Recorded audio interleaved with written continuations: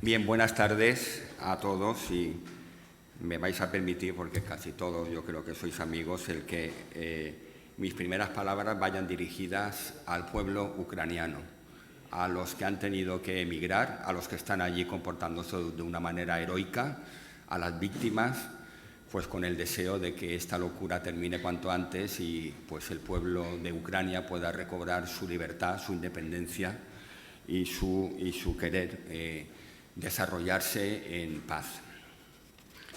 Y voy a saludar también a los presentes de una manera pues especial, a los que han venido desde Villena, aquí. Entre ellos pues está Paula García, que es la concejala de Turismo del Ayuntamiento de Villena, además muy activa en toda su labor de promoción de la ciudad de Villena. Y pues también a Encarnita Pérez, que es una, digamos que activista cultural de la ciudad que mueve mucho todo lo que está vinculado con Villena y además sirviendo de puente con el Consell Valencià de Cultura, utilizándome a mí para sacar adelante cosas que en justicia se deben hacer. Y también con ellas pues está el periodista Antonio Sempere, de Información, que también es villenero ilustre y que ha querido aquí pues escuchar el homenaje que se le va a rendir a un hijo de su ciudad, a un villenero ilustre.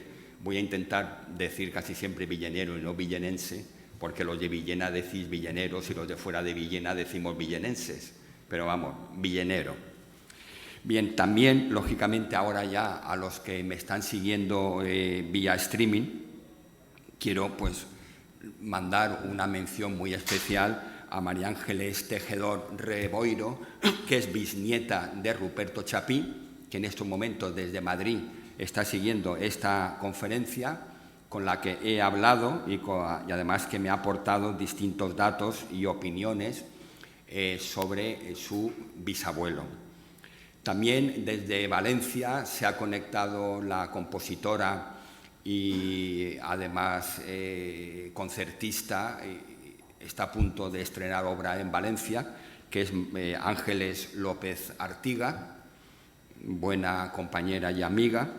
Y también quiero saludar, porque se han conectado desde León, a Raquel del Val, pianista, que por cierto en el mes de junio aquí mismo va a tocar un concierto, vendrá a comienzos del mes de junio, y a su marido, el músico, arreglista y copista José Antonio Morcillo. También se iba a conectar, pero mañana tiene un concierto con motivo del Día Internacional de la Mujer. La pianista alcoyana Marisa Blanes está en Santander y me ha dicho que le era imposible porque estaba de ensayos y en Santander y sin un ordenador portátil ni nada como para poderse conectar. Pero ella intervino cuando el centenario de Ruperto Chapí en el teatro que lleva su nombre de Villena, y allí dio un concierto con piezas de Ruperto.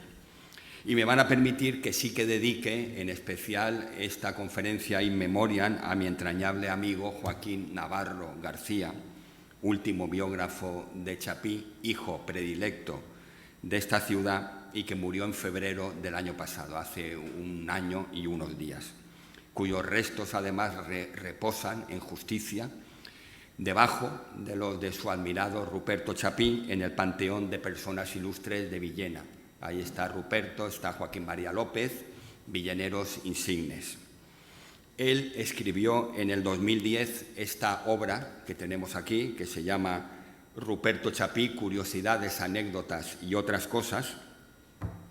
Yo tuve el honor de prologarle este libro y además de presentárselo en Villena, en la iglesia de Santiago, el 5 de marzo, prácticamente coincidiendo con estas fechas, día que por cierto hacía mucho frío, eso sí que lo recuerdo yo perfectamente, con luego el concierto de guitarra que nos dio Paco Albert Ricote, que el pobre iba con una camisa y decía que estaba pasando mucho frío, pero fue un acto muy entrañable, además en una ciudad como Villena y en una iglesia como la de Santiago, que para quien no la conozca, pues yo le recomiendo que vaya algún día a verla porque es de lo mejorcito que tiene la provincia de Alicante.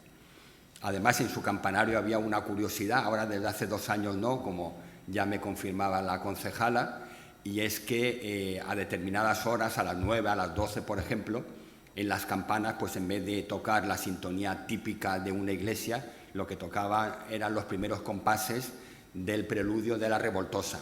Entonces llamaba la atención estar en Villena y de repente oír que las campanas de la iglesia decían ta ta ta ta ta ta ta ta ta ta ta ta, o sea, que era una curiosidad, yo creo que única en España. Bien, aquí detrás precisamente viene en la portada de la conferencia pues 2 sellos de 1984 que recogen la efigie de Ruperto Chapí, una de sus representaciones pictóricas más conocidas, y además una recreación precisamente de la Revoltosa. Estos sellos pues gentilmente me los cedió otro de los asiduos de estas conferencias, como es un gran filatélico enorme. Podía haber un museo de filatelia únicamente dedicado con sus fondos, como es Rafael Pérez, que además aquí, estando ausente, también fue protagonista porque él es de la isla de La Palma. Entonces, cuando la erupción del volcán Cumbre Vieja, pues en algún momento estuvo precisamente visitando la Santa Cruz de La Palma, la capital de la isla, y los alrededores. Y también porque María Ángeles Tejedor, pues así me lo comentaba y me preguntó sobre el monumento a Chapí que se inauguró en 1930, que es este de aquí, que como saben está en el lateral del teatro, en la entrada de artistas, en lo que se llama Plaza de Chapí también, aunque es la avenida de la Constitución, y se puede ver aquí el escudo de Villena, al lado el escudo de Alicante, y la leyenda que dice Alicante a su comprovinciano, el gran músico Chapí. Este monumento lo hizo Vicente Bañuls, escultor que ha sido también uno de los protagonistas de estos ciclos, en 1930, que por cierto, Vicente Bañuls hizo 2 bustos más de Villena. Uno de ellos, cuando se le rindió homenaje en el Teatro Principal de Alicante a su muerte, quiso hacer un busto de Ruperto Chapí, que además se exhibía en la escalera principal del casino, aquí en la Explanada. Yo en otra obra cité, cuando hablaba de Chapí, una frase del barón de Holbach, que era un aristócrata, un filósofo y un escritor franco-alemán, que a pesar de su muy acomodada situación, era un hombre rico, dijo literalmente: del seno de la pobreza es de donde por lo común salen la ciencia, el ingenio y los talentos. Y ello encaja perfectamente con Ruperto Chapí, un hombre que pasó por 1000 vicisitudes, por una pobreza extrema, hasta convertirse en uno de los más grandes compositores líricos españoles de todos los tiempos. De él se ha escrito muchísimo. Resulta imposible en un rato, en una conferencia como esta, pues el poder hablar en profundidad de lo que ha sido para el mundo de la música española Ruperto Chapí. Remarcaré, al margen de este libro que está lleno de anécdotas y que además tiene al final una colección de fotos familiares de Chapí muy curiosa y muy interesante, remarcaré el libro de referencia cuando hay que hablar de Chapí, que es el de Luis Gracia y Berni. Luis Gracia y Berni fue un musicólogo muerto joven, catedrático de la Complutense, y cuya tesis doctoral precisamente versó sobre la figura de Ruperto Chapí, que es una persona que he querido traer a estos ciclos, aunque la idea de los mismos era, con el título Otros alicantinos ilustres, recuperar la figura de gente de esta tierra desconocida, pero es que con Chapí pasa eso. De Chapí todo el mundo sabe, sí, Chapí, el de las zarzuelas, Chapí, el compositor, pero muy poca gente sabe de la vida y de la obra de Ruperto Chapí, que vino al mundo en el mes de marzo. En el mes de marzo nació y murió, con 2 días de diferencia, a las 20:45 horas del 27 de marzo de 1851, en una sencilla vivienda de la Plaza Vieja o la Plaza del Mercado, en el centro tradicional de Villena. Fue el quinto de 7 hermanos, se le bautizó al día siguiente en la iglesia parroquial de Santa María y se le impuso el nombre del santo del día. algo que era muy corriente en aquella época. Era San Ruperto y se le puso el nombre de Ruperto, que es un nombre que significa, y esto es una premonición, hombre de fama brillante. Su padre, José Chapí Pérez, era barbero, pero la afición por la música de la familia se perdía en la noche de los tiempos.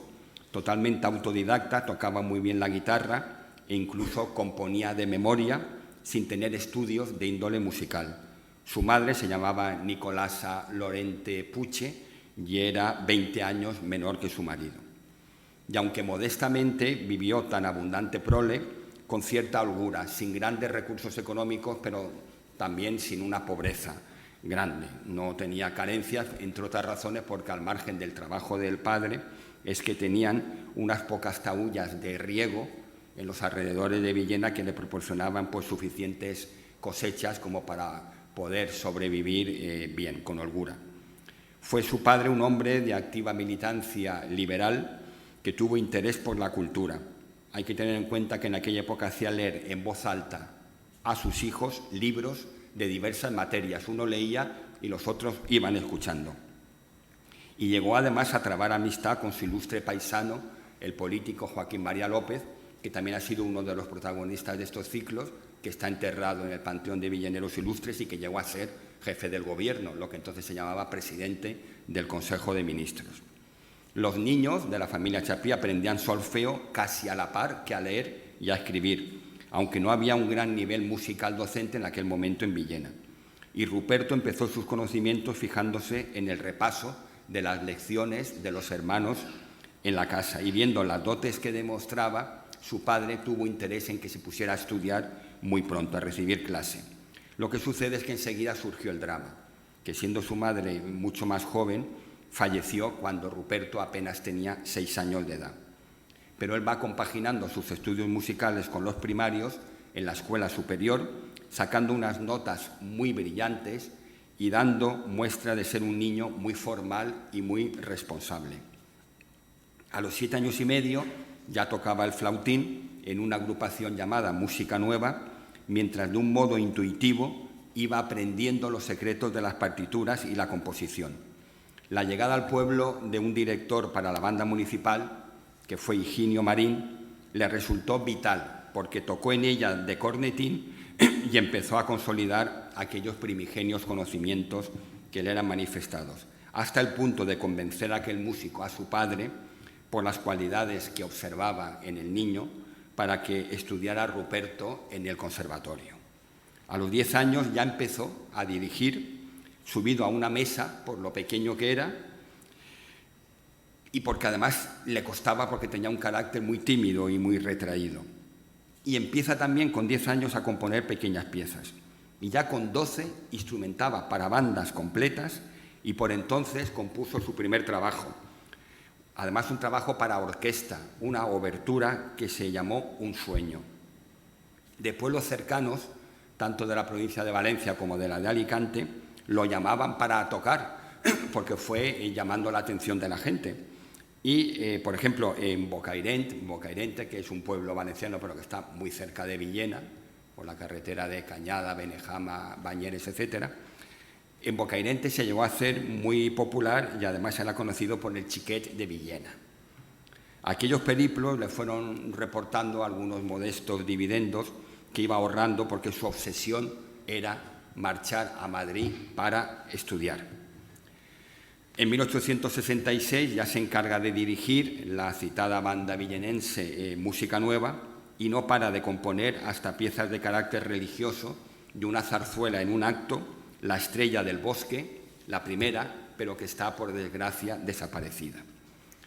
Y el 11 de septiembre de 1867, recordemos que nació en el 51, tras aconsejarle a su padre, con 66 años y ya inútil para el trabajo, de que en Madrid había muy buenos músicos, pero también más privaciones para un principiante, al que no podía él mantener por falta de medios, marcha, no obstante, decidido a triunfar a la capital de España a formarse. Allí residía además su hermano Eduardo y llega a Madrid para tenerse que matricular en el conservatorio con 150 pesetas en el bolsillo. Nada más llegar el tren, al día siguiente precisamente va al conservatorio, se matricula y empieza enseguida a buscar trabajo, porque necesitaba sobrevivir. Los gastos imprescindibles de matrícula, de obras y demás, pues habían dejado sus bolsillos exhaustos. Su primer valedor será el maestro Joaquín Gaztambide, empresario del Teatro de la Zarzuela, al que vería una sola vez en su vida, pero lo admiró siempre, y además Gaztambide murió 3 años más tarde. Y Chapí, por este compositor navarro, insisto, aparte de su admiración, lamentó profundamente el que cayera en el olvido. Los primeros tiempos de su estancia en Madrid se convirtieron en un suplicio de hambre y frío, pues solo conseguía ganar algo copiando piezas y debía pagar el alquiler y la comida, reducida a la mínima expresión. Sin dinero para poder sobrevivir, le pidió ayuda a su padre, con el objeto de pagar las deudas de alquiler que se le iban acumulando. Pero el padre le manifestaba por carta que él no podía enviarle nada, y su hermano únicamente podía darle algunas pesetas, ya que su situación era muy precaria. Le animó en tan duro trance el que le enseñara a su profesor de armonía, Miguel Galiana, que era natural de Onteniente, pues otra población cercana a Villena, su zarzuela, su primera zarzuela, y obtuvo de él una respuesta muy esperanzadora. Pero en marzo de aquel 1868, Chapí, sin dinero para pagar la habitación y para comer, en vísperas de cumplir los 17 años, tiene que vagar por las calles de Madrid. Dormita en un portal. Recibe proposiciones de un sodomita que le dice que a cambio de favores sexuales que le daba en su casa, pues comida y cobijo. Él lo rechaza, obviamente, se tumba de madrugada en un banco de la Plaza Mayor a dormir, de allí lo expulsa un guardia y acaba la noche en otro banco del Paseo de Recoletos. Recordemos que por aquella situación tan dramática pasaría también Carlos Arniches, que luego fuera el libretista de varias zarzuelas de Chapí.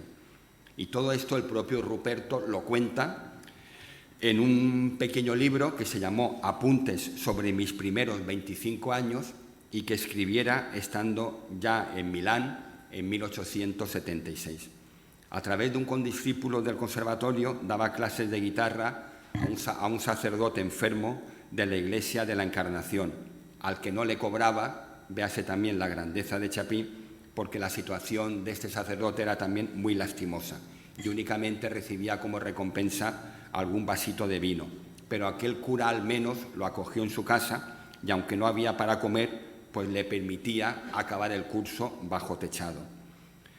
El sacerdote vio agravada su salud, decidió marchar a su pueblo, donde al poco moriría. Quedaba pues de nuevo Ruperto sin una casa y sin una cama, momento en el que recibe 9 duros que le envía su padre de una persona que se los había dado para él. Pero Ruperto ve cómo su hermano enferma seriamente. Consiguen alojarse ambos en casa de un villenero muy pobre que vendía quincalla por los cafetines y que les ofreció lo único que podía, un cobijo. Pero un médico aconseja a ambos a retornar a su casa ante el estado de salud de Eduardo Chapí, que finalmente pudo salvarse. Pero Ruperto también cayó enfermo, sobre todo pues, por las carencias de alimentación que tenía, por las tantas penalidades sufridas, teniendo que dormir a veces en bancos de los paseos de Madrid. Se vendieron las taullas de riego que tenía la familia y que eran una herencia de la madre, y pudo volver a Madrid con algo de dinero y con una nueva zarzuela, Doble engaño. Se alojó con el paisano pobre que lo había acogido. También veamos el gesto de Chapí, porque al ya tener algo de dinero, lo compensaba dándole 30 pesetas mensuales de alquiler, porque de este modo pues veía que a esta persona que vendía quincalla, que era de Villena, pues con esas 30 pesetas le podían venir bien. Pero aquel habitáculo no tenía ni luz ni ventilación, la cama era infame y la comida peor. Y sin embargo, pues en clase ganó el primer premio en la asignatura de armonía. Ya en 1869, se reencontró con su hermano, que había vuelto recuperado de su enfermedad de Villena, y ambos compartieron una buhardilla con otros 2 muchachos en la calle de Bordadores. Uno de ellos, Tomás Coronel, con el que tocaba el cornetín en el Teatro de la Zarzuela, lo recogió de un banco de la Plaza de Oriente. Había luz a raudales y ventilación, tan distinto de aquel cuchitril de la calle de San Quintín. Y ya consagrado, viviendo Ruperto en su espléndida casa de la calle del Arenal, quien conoce Madrid sabe que la calle de Bordadores es perpendicular con la calle del Arenal. Siendo ya una persona consagrada y rica, se asomaba al balcón de su casa porque desde el balcón veía la buhardilla donde él había habitado y donde pues estuvo con tantas privaciones en sus primeros años en la capital de España. Comienza un nuevo curso, él sigue sin trabajo estable, carece hasta para comprarse ropa, le cede un amigo un viejo gabán que le venía pequeño y los tornillos de sus gafas los tiene que sustituir cuando se le caen por hilos.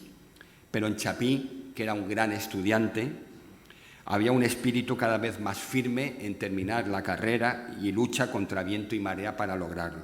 Jamás se derrumbó porque veía que en la fortaleza estaba el triunfo. Llegó a escribir, y cito literalmente, «Hasta sentía cierta complacencia en verme en aquel estado estrecho y miserable. Esta es la mejor señal de que llegaré a ser lo que quiero. ¿Qué gran hombre no ha pasado por situaciones como esta? Si todo me hubiera salido bien, ¿qué tendría que contar? ¿A qué precio diría haber logrado mis intentos?» El 19 de mayo de 1870 ingresa en el Teatro Circo de Price como músico cornetín de su orquesta, lo que le permitió comprarse un traje. De vacaciones se reencontró con una antigua amiga de la niñez que acabaría convirtiéndose en su mujer.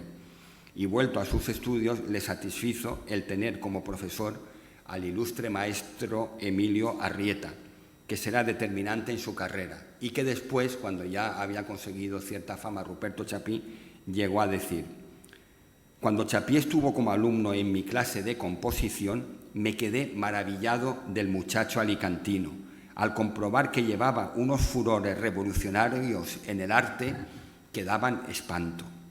Llamado a filas, tuvo que ir a Villena en mayo del 71, pero pudo salvarse del servicio militar.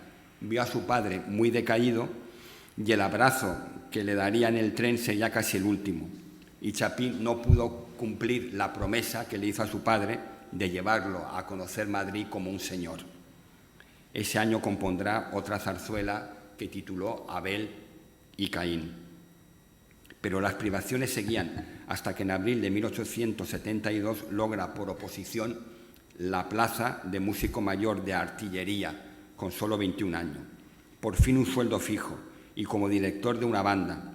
Aquí de nuevo surge la bonomía de Chapí, que no quiso dejar sin su pan a los miembros de esa banda, a los profesores de esa banda, que eran padres de familia y que necesitaban ese dinero para subsistir.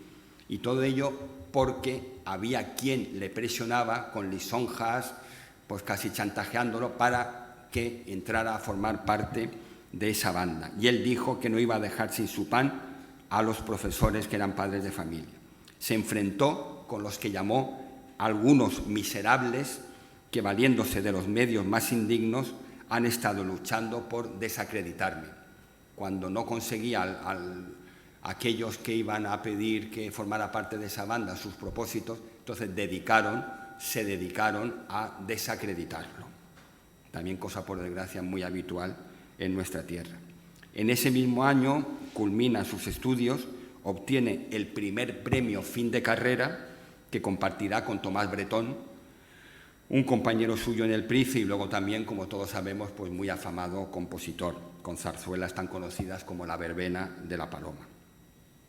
Lograda la estabilidad económica, en el verano de 1872 se casa con Vicenta Selva Álvarez, madrileña de origen villenero, que le daría 11 descendientes. Era hija de Narciso Buenaventura Selva, un famoso abogado criminalista, nacido en Villena, diputado a Cortes en 1867 y autor de unos comentarios al Código Penal reformado que había publicado en 1870. Era una familia de rancio abolengo, acomodada y de espíritu conservador, y no aprobaba la boda de un chico de apenas 21 años, condición humilde, talante liberal, progresista y además un total desconocido como músico. Sin embargo, fue el padre el que dio el visto bueno a aquella boda. Les dijo que si la pareja se quería, aunque él era una persona de condición humilde, que se casara, que adelante. Pero ¿qué sucedió? Que casi a continuación de la boda el padre falleció. Y entonces pues vinieron de nuevo los problemas, porque la familia de ella los dejó en una situación precaria, ya que Vicenta era hija de un primer matrimonio de Buenaventura. Y entonces pues le dieron la espalda. Y la desgracia en otra medida vuelve a surgir cuando el padre de Ruperto sufre una apoplejía que lo dejó paralítico. Entonces Ruperto marcha rápidamente hacia Villena y aún pudo verlo vivo y contento, porque su hijo ya por fin le había hecho brotar lágrimas de alegría por los ejos de sus primigenios triunfos. Queda constancia porque se presentó Ruperto ante ya el lecho de muerte de su padre con un uniforme de músico de artillería, para que lo viera y pensara pues que ya estaba empezando a medrar en Madrid. Y según cuenta el propio Ruperto, las palabras de su padre cuando lo vio fueron: «Te saliste con la tuya, mi general». En 1873, hagamos ver que con solo 22 años, compone su Fantasía morisca para banda, la primera obra que le abriría las puertas de la fama, adaptada en 1879 para orquesta, y estrena en el Teatro Circo Price la precitada zarzuela de Abel y Caín, que le permitirá marchar en junio del año siguiente a la Academia Española de Roma, que llevaba unos meses funcionando gracias a una beca concedida por la sección de música de la Real Academia de San Fernando. El importe de esta beca era tan exiguo que el maestro Arrieta lo ayudó económicamente. Hay que pensar que ya Ruperto, a pesar de su juventud, iba con su mujer y con su primera hija, llamada Vicenta como la madre, y además ella, la madre, estaba embarazada de otra niña a la que le pondrían el nombre de Cecilia, la patrona de los músicos. En la capital italiana, durante este primer año de estancia como pensionado en 1874, escribiría la obra para orquesta polaca de concierto, la ópera en un acto La hija de Jefté, que se estrenaría en el Teatro Real de Madrid en 1875, y un motete polifónico a 7 voces. De Roma marcharía en 1876 a la capital de la ópera, al corazón de la misma, a Milán. Allí compondrá una de sus óperas, La muerte de Garcilaso, y el poema sinfónico Escenas de capa y espada. Decide al año siguiente trasladarse a París, donde entre otros compondrá el oratorio Los Ángeles y una ópera en 3 actos, Roger de Flor, cuyos 2 primeros se representaron en el Teatro Real de Madrid a comienzos de 1878 con motivo del enlace del rey Alfonso XII con su prima la infanta María de las Mercedes de Orleans y Borbón. Vuelto a Madrid, con ese eterno miedo a no encontrar un trabajo, consigue estrenar en la Sociedad de Conciertos el año 1879 una sinfonía en re menor a 4 tiempos, que no causó entusiasmo. Y es entonces cuando Chapí se da cuenta que, aun estando imbuido de los gustos y de la educación musical de italianos y de franceses, en España, sin embargo, sus paisanos se decantaban más por una música folclórica, más nacional, donde el entusiasmo popular se volcaba sobre todo con el género chico, con la zarzuela. Y así fueron surgiendo de modo continuo y con ellas la fama por fin y el dinero. Pensemos que entre 1880 y en 1909, que es cuando muere Chapí, compuso la música de 140 zarzuelas. 140 zarzuelas, lo que da un promedio vertiginoso de casi 5 por año, al margen de que él, lógicamente, componía otras piezas, no solo zarzuelas.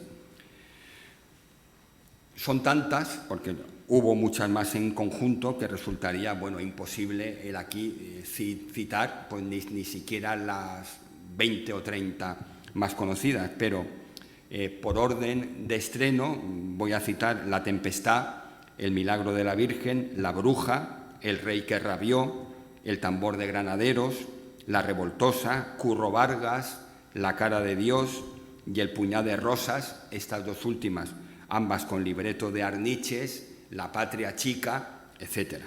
Entre las óperas destacaremos Circe, que la compuso en 1902, y su póstuma Margarita la Tornera, en 1909.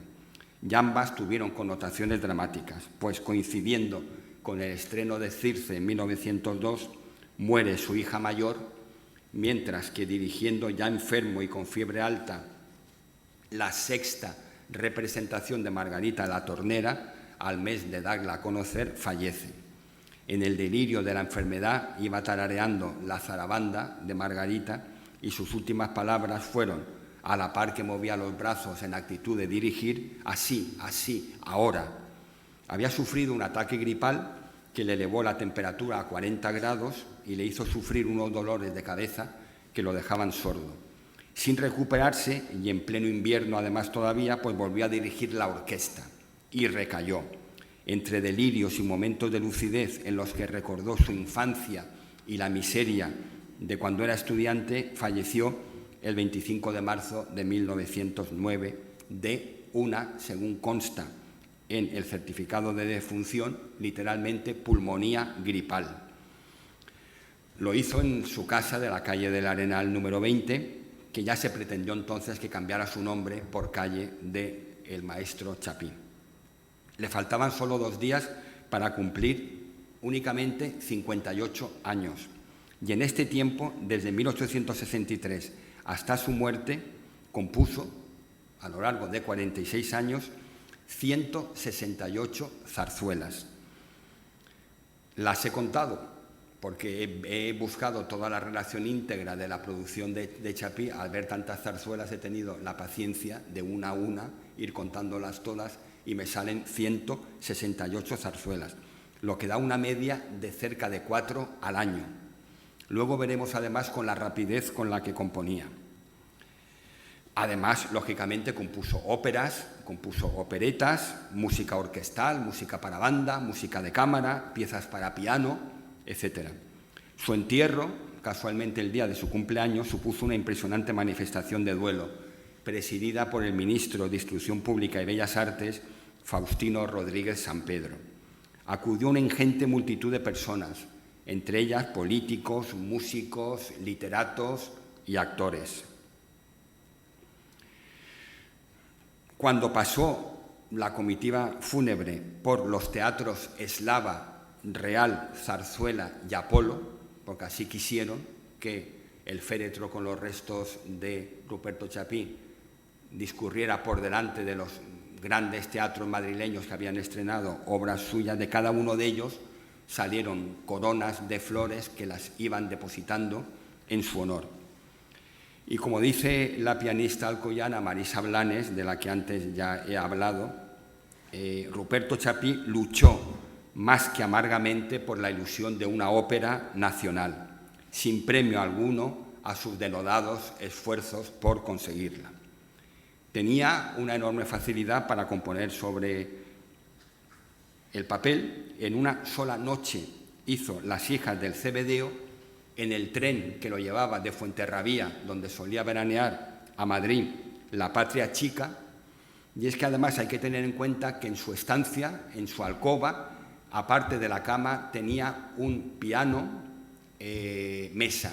Y entonces, de madrugada, si se le ocurría algo y se despertaba, se levantaba y sin salir de la habitación se ponía a componer en la mesa junto al piano. Sus hijos lo recuerdan bueno, afable, bromista, hasta el punto que un día, como conté el mes pasado, hace un mes, pues se decidió afeitarse su barba y bigote, que eran típicos. Se la rasuró toda, la llevaba de toda la vida, desde los dibujos de 17, 10, 18 años, ya se le ve primero bigote y luego barba, y entonces salió de la casa y llamó a la puerta, y al abrirle no fue reconocido, se metió corriendo para adentro, le dio un susto a la familia porque dijo que se había colado un señor, hasta que se dieron cuenta que este señor era el propio Ruperto, que le estaba gastando una broma a sus hijos. Un apartado muy importante que no se puede obviar de la biografía de Chapí, al margen de lo meramente musical, es que impulsó la creación de la Sociedad de Autores, nacida el 16 de junio de 1899, junto al escritor y periodista Sinesio Delgado y con la participación de dos alicantinos, de Carlos Arniches y de Tomás López Torregrosa. López Torregrosa, conocido por la calle que tiene en el centro de Alicante, tuvo la desgracia de morir muy joven, pero fue discípulo de Chapí y era un compositor que hubiera podido llegar muy lejos si no fuera por su temprana muerte. Y ambos pues, colaboraron en la fundación de la Sociedad de Autores, pues también con otro político vinculado con Alicante, como fue José Franco Rodríguez, que fue diputado por la circunscripción de Alicante en varias ocasiones y además incluso alcalde de Madrid. Esta Sociedad de Autores fue el preludio de la SGAE actual, de la Sociedad General de Autores y Editores, y su propósito fue el de defender los derechos de autor de los escritores y de los músicos frente a los abusos de algunas personas como Florencio Siskovich, que era un editor musical y teatral que compraba a perpetuidad el derecho de copia y reproducción de las partituras y de los libretos de las zarzuelas y de las obras teatrales también, creando una especie de monopolio. Acabaría sucumbiendo Siskovich, aunque creó una sociedad paralela para intentar acabar con la Sociedad de Autores, pero al final fracasó y únicamente pervivió la Sociedad de Autores, luego convertida, como ya he dicho, en SGAE. Y como bien ha estudiado Joaquín Navarro García, la fama y la repercusión que las obras tenían en toda España de Ruperto Chapí propiciaron el que desde el comienzo del cine y de los aparatos reproductores sonoros, muchas de las obras del compositor fueran rodadas y reproducidas. De los viejos discos sí que se entiende, pero del cine, que era mudo además, pues se puede uno preguntar cómo se hacía. Y aquello fracasó. ¿Por qué? Porque, en primer lugar, eran zarzuelas rodadas, lógicamente, sin sonido, pero en las salas cinematográficas había un pianista que iba a la par tocando las sintonías, pero claro, sin voz. Luego, en vista de que eran películas mudas con piano, se intentó llevar a cabo otro invento que fue todavía un fracaso mayor, y es que detrás de la pantalla se colocaban cantantes que intentaban hacer, mirando desde detrás la imagen de la película, una especie de playback, pero claro, aquello era un desastre porque no coincidía el movimiento de los labios con la voz de los cantantes y al final pues había una discordancia, la gente se quejaba y aquello pues se tuvo que suspender y hasta que no llegó el sonoro no se empezaron a rodar películas basadas en zarzuelas de Ruperto Chapí. Y mucho podíamos seguir hablando de él. Siempre estuvo vinculado con su patria chica, al margen de que una zarzuela se llamase La Patria Chica. Por ejemplo, en 1889, cosa que se sabe poco, formó parte de la comisión para la conmemoración del 4º centenario de la Santa Faz. Él coordinó los actos musicales que se fueron organizando con motivo del 4º centenario de la Santa Faz. Su obra póstuma, Margarita la Tornera, la compuso casi toda ella en una finca del paraje de Garrincho, cerca de Salinas y de Monóvar y Villena, y la culminó en Fuenterrabía, población que, como hemos dicho, era la que lo acogía en muchos de los veranos. También es cierto, lógicamente, que sufrió muchos sinsabores. Hay una anécdota que recuerdo contó un villanero ilustre como Vicente Prats Esquembre, que además ha estudiado al compositor, y sin embargo María Ángeles Tejedor, la bisnieta de Chapí, gran conocedora de la obra de su bisabuelo, pone en duda y cree que puede formar parte de eso que ahora se llaman las fake news, las noticias falsas, como para desprestigiarlo, porque el cariño mutuo entre Chapí y Villena hacía imposible, según piensa ella, lo que voy a contar a continuación. Y es que dicen que, enterados los gobernantes municipales conservadores, un día de la llegada en tren por la noche de Chapí a Villena, mandaron apagar todo el alumbrado público de la ciudad para dificultar el traslado de nuestro personaje por las calles. Esto lo cuenta Vicente Pras, también lo reproduce en algún texto Joaquín Navarro, pero María Ángeles Tejedor me dice que ella cree que aquello pues, se convirtió en un bulo de tantos como surgieron en torno a su figura, porque se le acusó de anticlerical, de agnóstico, incluso de masón, con el único objetivo de hacerle daño, de desprestigiarlo.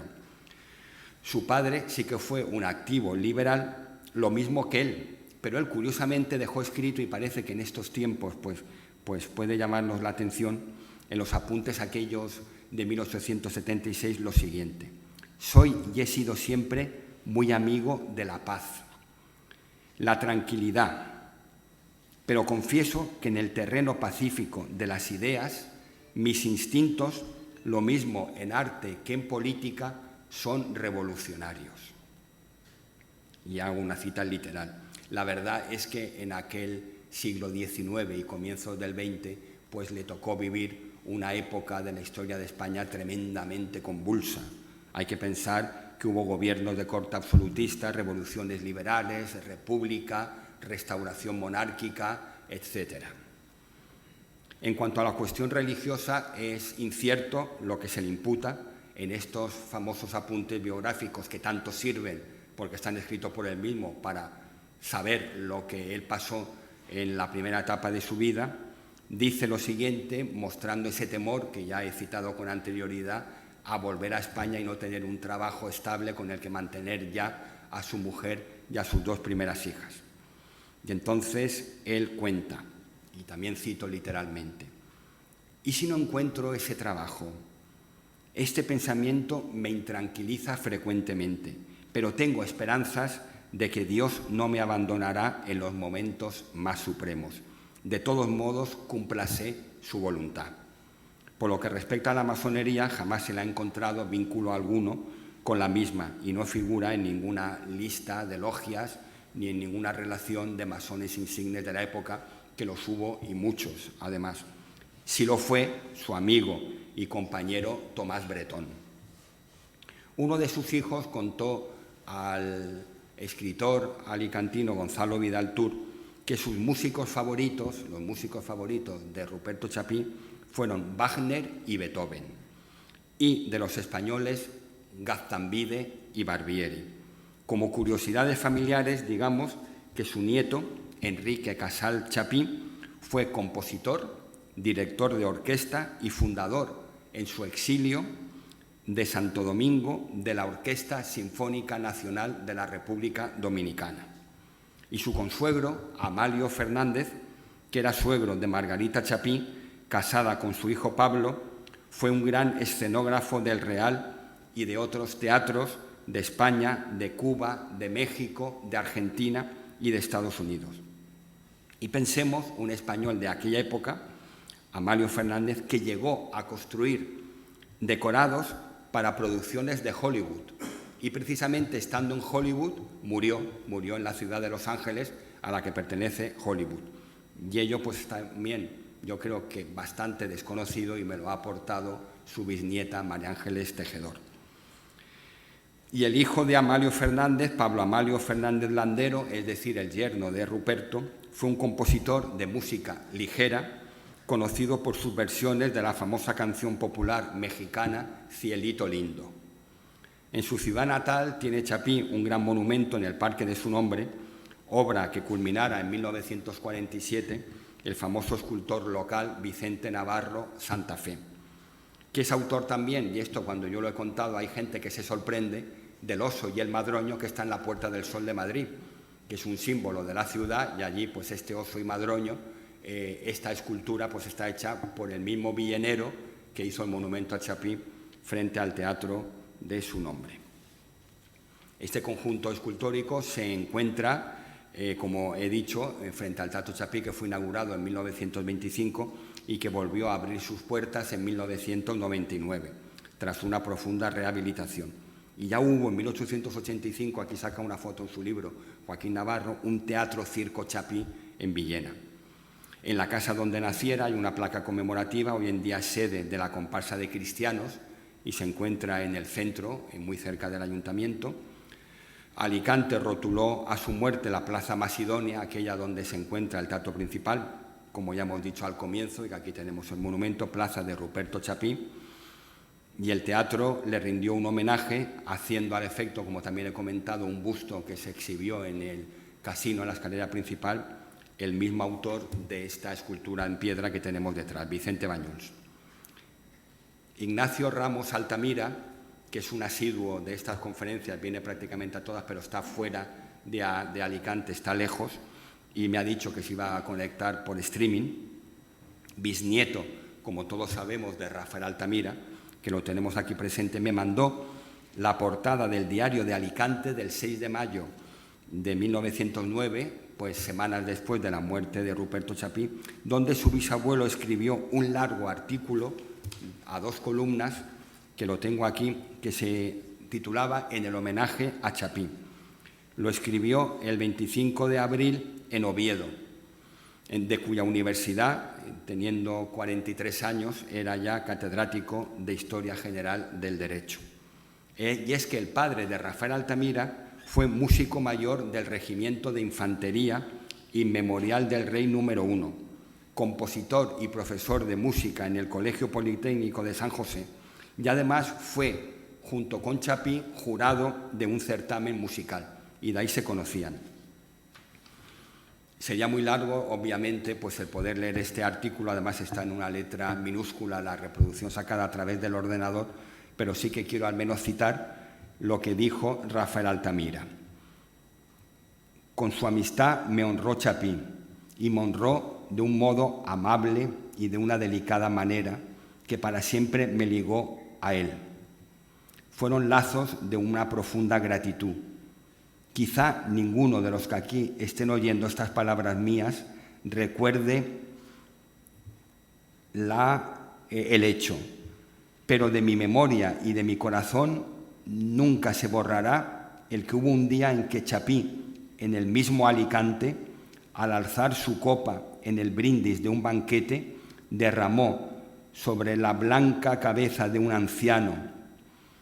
El anciano era el padre de Rafael Altamira, perdón, el padre de Chapí, no, el padre de Rafael Altamira, que del mismo modo que todos los padres adoran a su hijo, en mí quedó pendiente la aureola de un triunfador y la fe en que ese jovenzuelo que era yo y que vivía en Madrid algún día podría llegar a ser algo y poder hacer alguna cosa por su patria. Esto es lo que dice Rafael Altamira sobre Ruperto Chapí. Y gracias a mi amiga, también citada aquí, Raquel del Val, la pianista alicantina residente en León, he conseguido de su tesis doctoral una copia de un ejemplar de la Revista Musical de Bilbao de abril de 1909, donde viene un artículo necrológico de Chapí escrito por el musicólogo y académico Cecilio de Roda. Esta revista, que además era extraordinaria, tenía además muchísimas páginas, haciéndose, como digo, en Bilbao, le dedicó, al poco de morirse, un artículo que se llamaba El artista y el hombre. Y dice, la obra musical de Chapí era enorme, enorme como cantidad y como extensión. Año hubo en que estrenó 9 actos, fecundidad asombrosa solo comparable a la de Rossini. Margarita la Tornera fue escrita en 53 días e instrumentada en un verano. Ímproba labor si se tiene en cuenta que la instrumentación del Ocaso de los Dioses llevó a Wagner desde mayo del 1873 a noviembre de 1874, es decir, año y medio. Era además un literato, un hombre de gran cultura. Escribía como hacía música, fluidamente, naturalmente, con punzante gracejo. Luchó mucho y luchó sin más armas que su propio talento y las energías de su espíritu.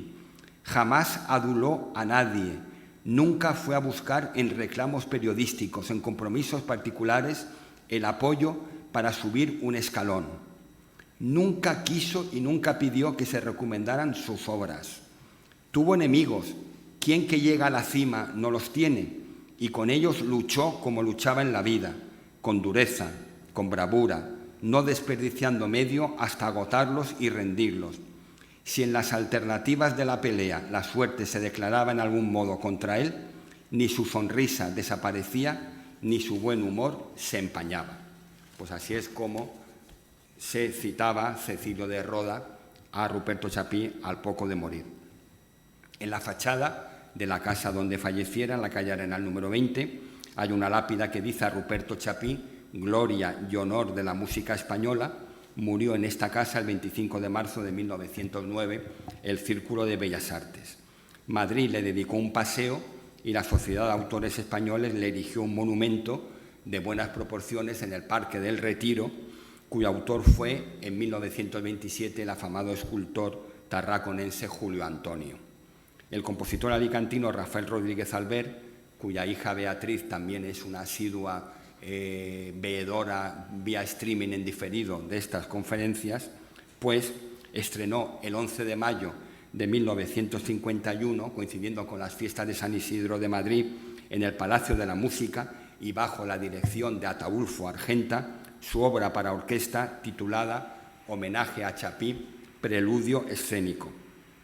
Ni qué decir tiene que por toda España hay vías públicas, colegios, entidades musicales que llevan con orgullo el nombre de Ruperto Chapí, cuyos restos reposan desde el 30 de marzo del 2003 en el Panteón de Hijos Ilustres de Villena, acto que en aquel momento contó con la presencia de más de 2.500 villeneros. El 2009, con motivo del centenario de su muerte, fue declarado por el Estado Año Chapí. A nivel nacional fueron distintos los organismos oficiales que organizaron actos muy diversos, como conciertos, exposiciones y homenajes, a algunos de los cuales acudió la propia reina Sofía. Y aquí en Alicante fue el Instituto Alicantino de Cultura Juan Gil Albert, en estrecha comunión con el Ayuntamiento de Villena, el que programó una serie de actividades a lo largo de todo el año 2009, con representaciones, con conciertos, conferencias, concursos y exposiciones de pintura, edición de libros, narraciones para niños, etc. Y ahora pues solo nos resta seguir escuchando la música de este genial compositor, cuya vida y obra pues hemos rescatado esta tarde de un modo pues quizá extenso pero más breve de lo que sería menester, teniendo en cuenta la entidad de este gran músico alicantino que fue Ruperto Chapí. Muchas gracias a todos.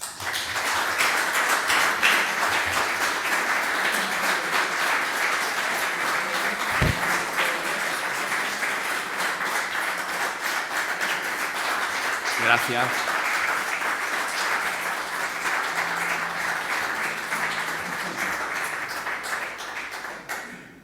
Si hay alguien que quiere hacer alguna pregunta, algún comentario al respecto, aquí hay buenos amantes de la música, buenos... Yo tengo una anécdota al respecto, ya sabéis que a mí me gusta mucho, que no es chiste. Hay cosas que me han pasado a lo largo de mi vida que la gente piensa que son chistes y no lo son. O sea, quizá de estas anécdotas puedan surgir chistes.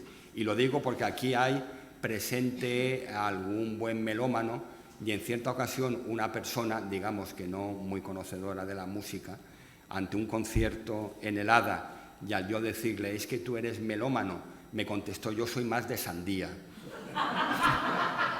O sea, esto que parece un chiste no lo es. O sea, yo llegué, claro, vi a una persona que no me encajaba que acudiera a un concierto y le dije, hombre, ¿qué tal? Mira, es que tú eres melómano. Me contestó eso, no, yo soy más de sandía. O sea que, para que veáis lo que es a veces el nivel cultural de este pueblo y el origen de las palabras. Bueno, lo que sí que quiero recordar es que el día 4 de abril, lunes como siempre, y a las 20 horas, pues va a ser el último de los, o la última de las conferencias de este sexto ciclo. Y va a ir dedicada al pintor Fernando Soria en el centenario de su muerte. Fernando Soria fue un pintor, se le ha llegado a llamar como el Sorolla alicantino porque tenía una etapa de su vida en la que sus cuadros derrochan mucha luminosidad, escenas playeras, etc. Y como también tuvo unas épocas de tenebrismo y de oscurantismo, yo a esta conferencia de Fernando Soria la he titulado Pintor de la luz y las tinieblas. Así que el que desee, pues aunque ya se irá avisando, pues puede venir a la culminación del ciclo de otros alicantinos ilustres el 4 de abril en esta misma sala. A ver, Octavio. A ver, Octavio Caballero, en primer lugar, Joaquín, quiero felicitarte. Esto ya es una norma, cada vez que te oigo, porque eres un conferenciante brillante, respaldado por la sabiduría de los personajes de los que hablas. Y este de hoy es un personaje entrañable para Alicante y para España, porque fue, de finales del siglo XIX, uno de los dos grandes músicos que hubieron, que fueron Tomás Bretón y Ruperto Chapí. Y fueron la esperanza de que en España hubiera habido la gran ópera española. Pero se truncó por la aristocracia y la política, que el teatro real estaba vedado prácticamente para los músicos españoles. Solamente venían compañías italianas para representar las óperas italianas y francesas de la época. Y los pocos estrenos que hicieron, tanto Bretón como Chapí, les costaron mucho trabajo y tuvieron que cantearse viendo la realidad que has contado de lo que él se dio cuenta, que en España había otro público. Ese público era el pueblo de la calle, el pueblo que se lanzó después de la Restauración a Madrid, que vivía por las noches, las verbenas en verano, y en invierno iba al teatro Apolo, que se pusieron de moda, el teatro corto, el género chico, y ahí fue donde triunfaron los dos con Chueca.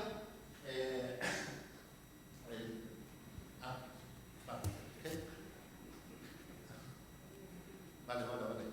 Perdón. No, es porque para los que lo están viendo vía streaming no oyen, y es interesante el escuchar. Estaba diciendo que los dos grandes músicos de finales del siglo XIX fueron Tomás Bretón y Ruperto Chapí, y que ellos pues no pudieron entrar profundamente en la ópera como hubiera sido de desear, y por el contrario pues se cantearon a los gustos del pueblo llano, que en Madrid en los veranos pues después de la Restauración, que ya había una estabilidad política, se divertían las verbenas, y en invierno pues iba al teatro, y fue cuando se puso de moda el género chico. La cuarta del Apolo la cita don Benito Pérez Galdós con mucha gracia, como él era, y las tres obras que fueron fundamentales en el género chico pues fueron La Gran Vía de Chueca, La Verbena de la Paloma y La Revoltosa de Chapí. La Verbena de la Paloma, yo creo que sí que lo sabe, y estaba esperando que lo dijera, pero como no lo has dicho lo voy a decir yo. La Verbena de la Paloma le quitaron el libreto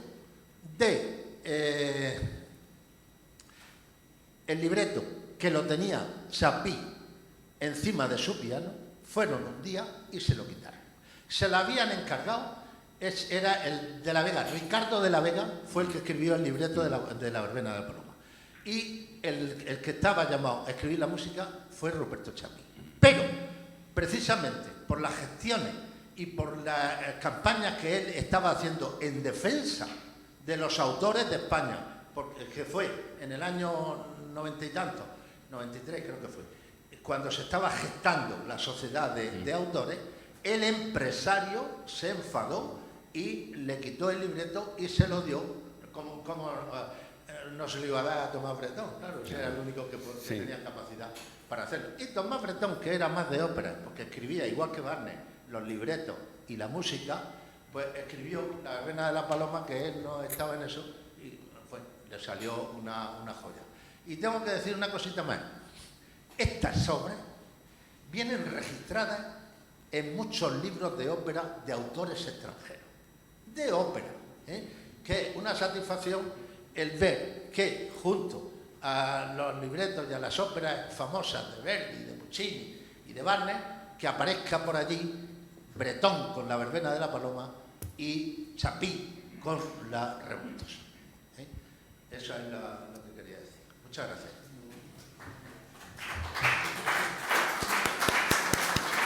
Muchas gracias. Bueno, primero agradecerte tus palabras amables a mis conferencias, que acudes siempre que puedes y estás en Alicante. Y creo que todos han podido comprobar cómo el doctor Octavio Caballero pues es un melómano de los de verdad, y al margen de que conoce la zarzuela, quizá hasta mal llamada género chico, porque parece como despreciativo respecto a el género sólido, importante como es la ópera.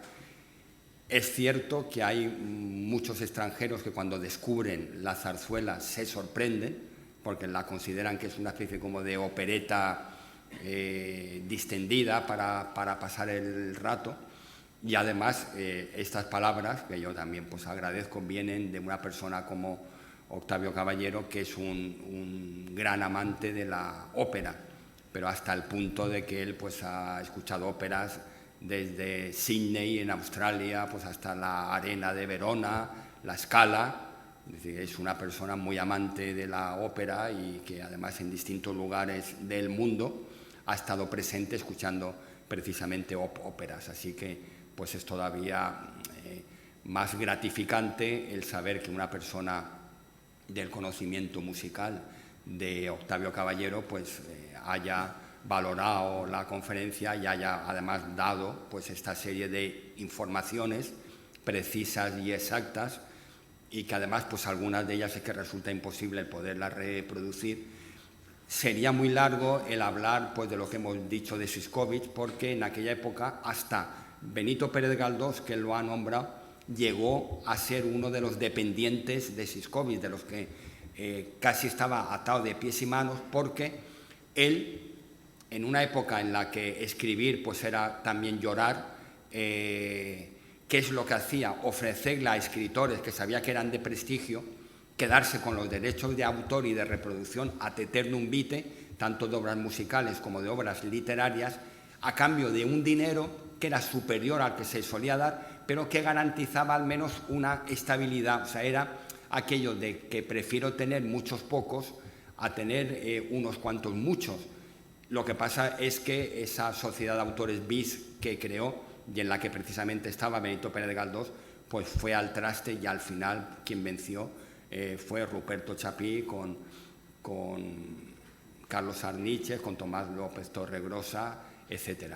Y bueno, y nada, pero es que por desgracia la historia de España, tanto desde el punto de vista de la música en particular como de la cultura en general, pues está llena de lagunas, del mismo modo que está llena de injusticias y de envidias. Yo al respecto, porque los que han seguido más o menos todas estas conferencias verán que muchos de los grandes han sufrido mucho para alcanzar la cima, y en parte porque por la envidia. Yo recuerdo a un poeta, Ramón de Campoamor, que además fue el primer gobernador civil que con este nombre de cargo tuvo Alicante, que dijo algo que a mí me llamó mucho la atención y que repito a menudo. Él también era víctima de las envidias, y en cierta ocasión dijo, con cierta sorna, al envidioso hay que dar más razones de envidiar, como queriendo decir, también parafraseando a Quevedo. Quevedo decía, la envidia muerde y no come. Es decir, otros dicen, la envidia es el único pecado en el que el pecador no goza, sino que sufre. Y es verdad, somos un país, por desgracia, de envidiosos, y Ramón de Campoamor decía que lo mejor que se puede hacer con el que le tiene envidia es darle más motivos para que te tenga más envidia. Y en fin, y Chapí, y aquí hemos tenido que ser muy ligeros en las citas, porque el tiempo se nos echa encima, pues Chapí fue víctima de las envidias, y el modo pues de intentar desprestigiarlo era, pues si había un gobierno conservador, decir que él era liberal y progresista, si tenía una influencia en la Iglesia, decir que era anticlerical, si en aquel momento los masones estaban mal vistos, pues que él era un masón. Es decir, el modo de intentar desprestigiarlo. ¿Por qué? Porque era un líder, porque era un número uno, y porque, obviamente y por desgracia, se le tenía envidia.